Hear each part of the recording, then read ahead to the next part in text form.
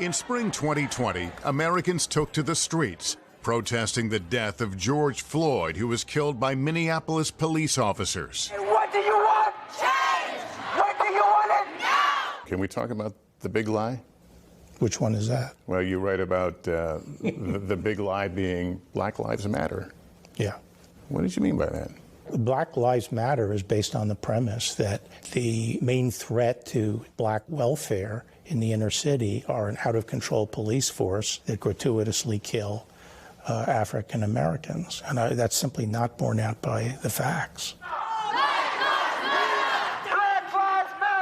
In society, do you believe there's such a thing as systemic racism? I actually think the whole idea is a cop-out.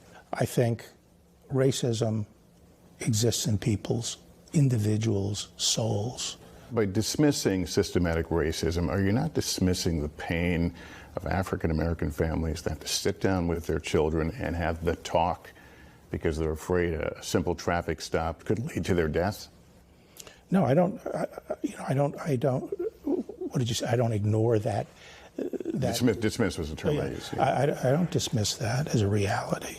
I don't think the police are racist, and as a general matter. You don't see bias in police? No, and every study of the situation that I'm familiar with says there is no bias. The numbers are the product of the number of interactions police have. So. Yeah, and black men are the subject of 3 times as many traffic stops by police. Right, and that sometimes is a function of where the police are. Police go where the crime is. We are the voice of the voiceless. As the racial justice protests grew, some turned violent near the White House. Barr was at President Trump's side when it came to a head on June 1st. I am your president of law and order. As Trump spoke in the Rose Garden, police in riot gear forcefully dispersed the group of largely peaceful protesters nearby in Lafayette Square Park.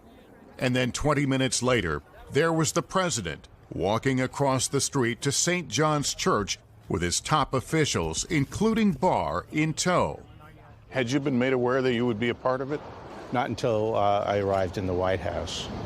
You were asked to specifically join him? Yes. They told us that he was going to walk 15 feet in front and we were going to trail behind. And then I said, this is not going to go over well. That's what I was thinking. Was Lafayette Square cleared for the benefit of the president staging a photo op? No, it was being cleared for law enforcement purposes. The perception, of course, was that it was cleared to allow the photo op to take place. But that's not really what happened. No, it happened, but by that point, that became the headline. Sure. In his new memoir, Barr admits it was a headline that did not look good for anyone involved. Were you embarrassed? Were the others embarrassed? Yes. You didn't want to be there. Right.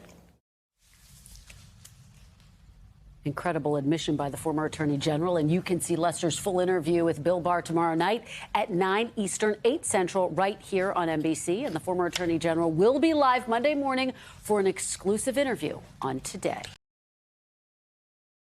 Hey, thanks for watching our YouTube channel. Find your favorite recipes, celebrity interviews, uplifting stories, shop our favorite deals, and so much more with the Today app. Download it now.